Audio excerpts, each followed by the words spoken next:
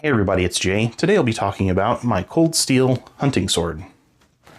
Now I'm not really a historian, so I'm going to mostly stick to my experience with this particular sword, but it'll be handy for me to gloss over a few historical details in an effort to kind of discuss what this sword is meant to imitate and a little bit about the historical sword that it's actually based on. If you want to know some very specific, very good information, go check out Schola Gladiatoria. Matt Easton over there has done a few videos, I think, on the hanger and their use. So, and again, this is called a hunting sword, also known as a hanger. But as I've gone after certain sword archetypes in my beginning collecting days, which I'm still very much in now, I've gotten down into some really deep rabbit holes to discover that a lot of times swords are just straight up called something erroneously, something that they're not, or the idea of what we have because of pop culture is not really the historical reality of it. Something like the scimitar is a good example, which I'll do a video on later.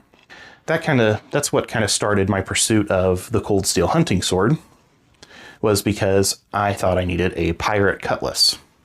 And come to find out that what we commonly refer to as a pirate or naval cutlass was more often than not a hanger sword, also called a hunting sword. And the reason why it's called a hunting sword is because they were commonly carried to dispatch game. But they were also popular in naval circles in the 15th and 16th centuries as a sidearm because they're very small, very light. The guards are pretty comprehensive for protecting the hand. And so they weren't extremely obtrusive in naval encounters, like when on a ship, either for combat in tight spaces, which most of that would be, and also wasn't really obtrusive, didn't really get in the way when running a ship. So what we most commonly call a cutlass, a pirate's cutlass or a naval cutlass, would almost certainly be a hanger or a hunting sword. So what we have here is the cold steel hunting sword. Has an overall length of 29 inches with a blade length of 24 inches. The handle is pretty interesting. The pommel, the hilt is pretty interesting. It's actually made of rosewood. It feels like plastic, but it's not, just a heavily lacquered carved rosewood that's studded here with what they call nickel silver. The guard is pretty typical, actually, of a historical hanger or hunting sword of the time, with this D-guard here in the front and an upswept hilt in the rear and a shell guard here on the side. So that was pretty, a lot of times what we'll see in fantasy movies of pirates is they usually have these very pronounced, almost basket hilt D-guards, which from what I understand from watching Matt Easton, it seems like those actually were pretty uncommon because they were very difficult to carry on the side, on the hip, because they were so wide. So something like this would probably be much more typical because of its very slim profile, didn't tend to catch on things, didn't tend to dig into the hip when working on a ship. So the cold steel blade is made of 1055 high carbon steel. It includes a very basic but attractive sheath. I'm not really sure if you would call this a scabbard because it is just leather. It's a hollow leather core. There's no wood, but it does have what they call silver nickel collar and shape here, which are carved pretty nicely. I generally think cold steel's sheaths, and actually their design work in general, are pretty nice. Now these swords do come sharpened. And I'll show you some of the detail of the hilt here. These swords do come sharpened, but in general, I don't really like cold steel's sharpening. They ship these are made and produced in India, as far as I'm aware. They have to be shipped dull, and cold steel does the sharpening domestically. Now, I have to guess at that because of India's laws and how places like Windlass ship theirs out. So the edge that they put on these, on all of their swords, at least all the swords that I have from them, and I've got 4 now, is just a very steep, flat grind. And while the edge is present, it's not particularly good in my experience for cutting. So I put a pretty nice, their edges are usually around a 30, a little bit over 32.5 or so degree angle. And like I said, it's a flat grind. My edge here is a 20 degree, very gradual appleseed edge, and is near razor sharp now. And with my edge on it, the sword is actually a very capable cutter. And in fact, with the fairly lightweight, it weighs 2 pounds, 2 ounces, which isn't really the lightest at all, but considering the very pronounced guard here, most of that is in this guard.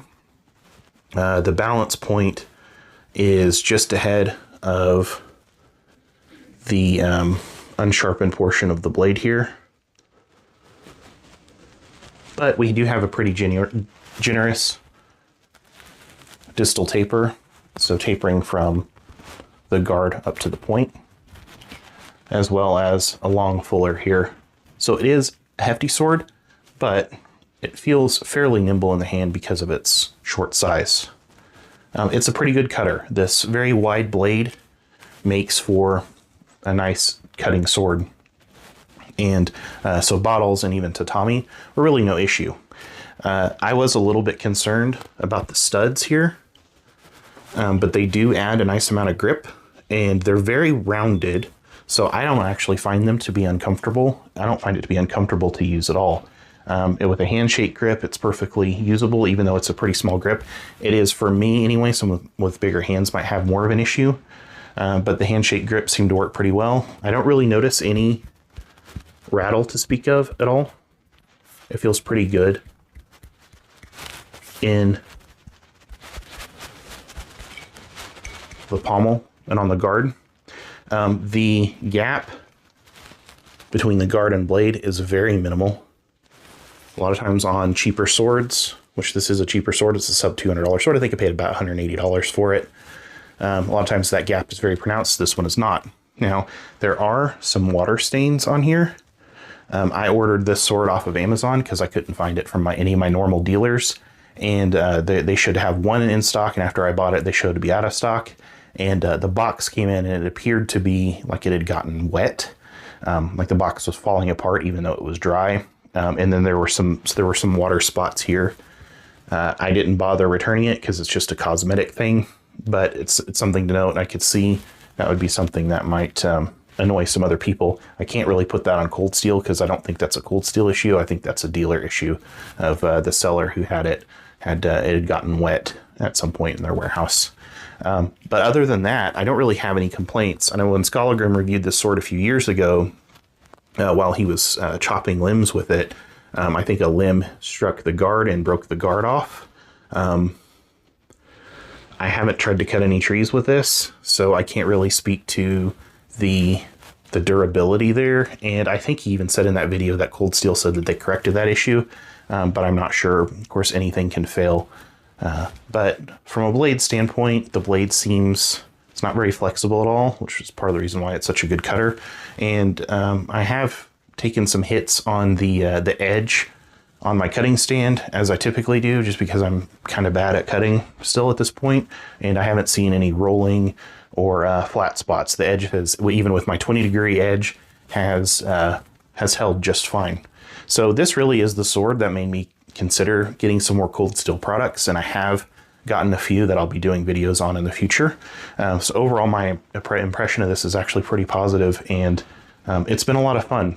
And just seems really well made. In fact, this is probably the best made Cold Steel sword that I've got. Maybe the Talwar might be on par as well. So yeah, we'll do a video on that one a little bit later and talk about scimitars. If you want to trigger a sword person, say the word scimitar. It's kind of their version of the Gun Guys clip versus magazine. So, but well, like I said, we'll do a video on that in the future. So anyway, this is Jay. Hope you liked the video. Please click like if you did. Be sure to subscribe to us if you haven't already, and check out the link to our Patreon page if you want to help support us. And we'll see you again soon next time.